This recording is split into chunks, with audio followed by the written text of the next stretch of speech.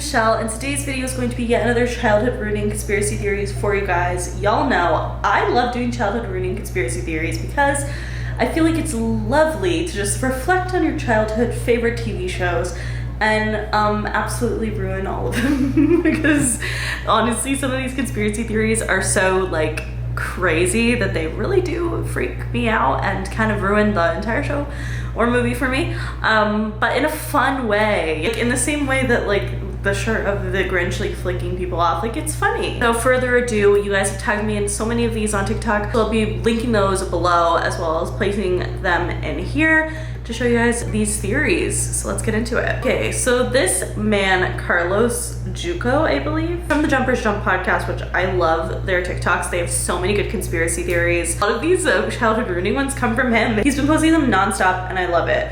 But one that he made about Tom and Jerry made a lot of sense. So he has this theory that Tom and Jerry actually don't hate each other. The theory basically goes that Tom and Jerry are actually best friends. And obviously it is a natural nature for cats to hunt mice. And this theory goes that Tom knows that if he doesn't pretend to be catching Jerry all the time without actually catching him, that his owners will replace him with a cat that will kill Jerry. I think this theory is actually kind of sweet. That one's actually a little less childhood ruining and actually more childhood saving. And honestly, I'm here for it. 10 out of 10. I think it's a sweet theory, so I believe it. The next theory that Carlos posted was about SpongeBob. Actually, oddly, a lot of these theories today are about SpongeBob and I don't know why. But there have been so many theories speculating and circulating around SpongeBob lately, and I think that they're super interesting. This theory is actually somewhat similar to the Tom and Jerry theory, and it's the idea that Squidward is actually SpongeBob's paid guardian. The theory goes because SpongeBob is just quite the character. He's very loving and caring. He's easily definitely hurt, like his feelings are definitely hurt. I just feel like he needs a little someone to take care of him. And it's believed that his parents also felt this way. So his parents ended up buying him and Squidward houses right next to each other in order to have someone be keeping an eye on SpongeBob. And it kind of makes sense because at the end of the day, how are they affording these luxury homes under the sea? I mean, I guess I don't know the currency of the Bikini Bottom, but I would assume these houses are nice. It's interesting, and then it also kind of shows why Squidward gets so annoyed by SpongeBob, but at the end of the day still puts up with him because he's being paid to look after him. It kind of makes me sad because it takes away from the idea that he just loves SpongeBob, which maybe he does too, but I don't know, I kind of believe it, but let me know what you guys think. So this TikTok user made this entire conspiracy theory surrounding SpongeBob. With SpongeBob, there are pretty much 3 very unanswered questions. One being, who is Pearl's mom? Because obviously she's not a crab and Mr. Krabs is her dad. So who is her mother? Second thing that people really wonder about is what the Krabby Patty secret formula is. I've heard the theory that it's crab meat. It makes a lot of sense. Like I think that's actually true. If you guys haven't heard that theory, it's pretty wild, but it's the idea that like Mr. Krabs uses crab meat in the Krabby Patty secret formula, and that is what they are selling. But the third thing that people really want to know about is why some members of the Bikini Bottom are super like human-like is the best way I can describe it, but others are more like domesticated animals, like Gary, for example. So this TikTok user goes into the idea there's an evolution theory surrounding a nuclear war, and that is how the Bikini Bottom was created. So check this TikTok out to explain the evolution theory. Get ready for the darkest SpongeBob conspiracy you'll ever see. This is the evolution theory. In order to find out whether the Bikini Atoll theory is true, we first have to determine whether fish talking and being so intelligent is unique to Bikini Bottom, or if that's just the way the SpongeBob universe works. You know, it could just be that all animals in this world are able to talk, and that's completely normal because at the end of the day, SpongeBob is still just a cartoon. Well, if we take a look at Season 10, Episode 10, Feral Friends, we get a bit of a hint about how the SpongeBob world works. In this episode, a green moon appears and transforms all the characters into less cartoony, real-life versions of themselves. The French narrator is watching all this unfold, and he says this very important line. I have been monitoring the behavior of the green moon all day. It is called Neptune's moon, Every 100 years, it de-evolves everyone in Bikini Bottom into primal fish. Every 100 years, it de-evolves everyone in Bikini Bottom into primal fish. So this implies that the characters in Bikini Bottom are more evolved and were once like these primal fish. So I think that this theory is very interesting. I've heard so many theories that the Bikini Atoll was the whole reason that the Bikini Bottom was created, and it is why these characters like SpongeBob and Patrick and everybody are evolutionized like versions of fish. I'm pretty sure that was the original intent for the show, and I think that is why it's called the Bikini Bottom. Sandy Cheeks, we have some questions. I feel like, how did she fit in? How did she get evolved? Why is she a squirrel living underwater? So many cues. But anyway, nonetheless, I think this is a very interesting theory because I do feel like there is like some sort of a darker concept surrounding SpongeBob, just because as a whole, like, how do you create a whole TV show without having like kind of the underlying idea of why are these sea creatures able to talk? Like, why are they able to talk, and why do they come encounter with so many sea creatures who look more realistic of what we see, you know, in day-to-day life? I don't know why I said day-to-day, unless you're a marine biologist, maybe you don't encounter sea creatures day-to-day. I just think that this is a very interesting concept, and I would love to hear your guys' opinion about it, but the theory goes on to explain who Pearl's mother could be.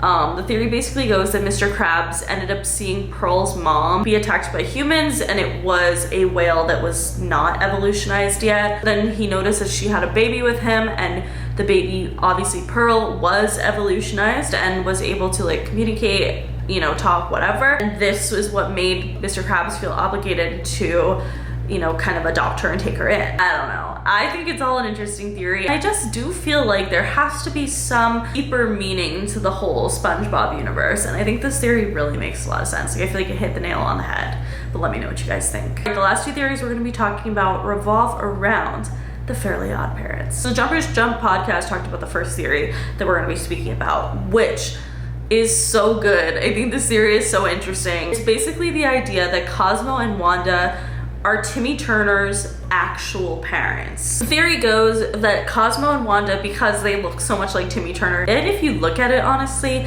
they do look a lot like Timmy Turner in regards to, especially compared to Timmy's actual parents on the show. I just feel like they don't really look alike, but Cosmo and Wanda really do look like Timmy. So the theory goes that Cosmo, Wanda, Timmy were all alive and well, traveling in a car one day, and unfortunately got in a car accident that Cosmo and Wanda did not survive. Then it goes on to assume the Turners, like Timmy Turner's parents, adopted Timmy. And if you remember like the beginning of the show, the start of Fairly Odd Parents, Timmy starts off very depressed, very sad.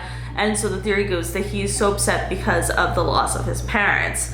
So, of course, his parents, his fairy godparents, show up in this sort of fairy-like guardian angel presence so that they are able to still be with their child even though they have passed on. I think this is kind of an interesting theory. And you know what? Also, Vicky looks low-key like Cosmo, Wanda, and Timmy. So I'm just wondering, I'm like, maybe Vicky is actually Timmy's older sister. Maybe she was old enough at the time that Cosmo and Wanda died that she was able to live on her own, and she just didn't want to take Timmy in because she's a bitch. Timmy got adopted, but then they still she still babysits him sometimes. I don't know. I just think that that's an interesting fit to this theory that I just thought of. Let me know what you guys think about this theory. I find it to be very interesting. I love the Fairly Odd Parents. Like, that used to be my favorite show as a kid. I did always feel like at the end of the day, Cosmo and Wanda were way more parently towards Timmy than the parents that they claim are his. So, I don't know. Like, they know him better, they just see his inner thoughts, they understand him, he's more open to speaking to them. I just think it's a really interesting concept. So the last theory we're gonna be talking about comes from this TikTok user at Kyle Burtness. And this TikTok I thought was so interesting. It talks about the concept of Trixie Tang, who is one of the most iconic characters of Fairly Odd Parents, obviously. If you don't know, every character in the Fairly Odd Parents universe who is a fairy has pupils. All the fairies have pupils. This is a factual thing. Average people like Trixie, like Timmy, everyone else does not have pupils. And I just feel like they're obviously doing this for a reason. However, someone who does have pupils, Trixie's best friend, Veronica. This person goes into the theory that perhaps Veronica is Trixie's fairy godparent.